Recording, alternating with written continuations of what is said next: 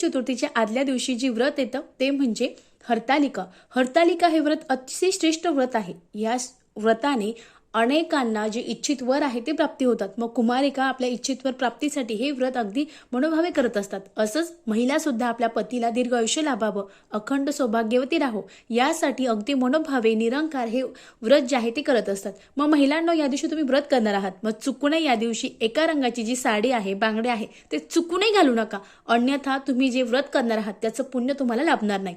मग या दिवशी तुम्ही लाल रंगाचे, हिरव्या रंगाच्या, त्यासोबत पिवळ्या रंगाच्या, गुलाबी रंगाच्या ज्या बांगड्या आहेत ते घालू शकतात.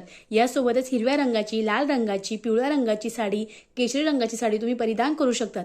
पण या दिवशी तुम्हाला चुकूनही काळ्या रंगाची जी साडी आहे ती चुकूनही परिधान करू नका. यासोबत काळ्या रंगाच्या ज्या बांगड्या आहेत त्या सुद्धा तुम्हाला चुकूनही परिधान करायच्या नाही. कारण हा जो सण आहे हा सौभाग्यवतीसाठी आहे. मग सौभाग्यवती किंवा आपली जी पूजा आपण करतो त्या पूजामध्ये काळा रंग हा वर्ज्य केला जातो. मग त्या दिवशी चुकूनही आपल्याला काळ्या रंगाचे कपडे किंवा ज्या बांगड्या आहेत त्या चुकूनही परिधान करायच्या नाही. व्हिडिओ कसा वाटला कमेंट्स करा. श्री स्वामी समर्थ. धन्यवाद.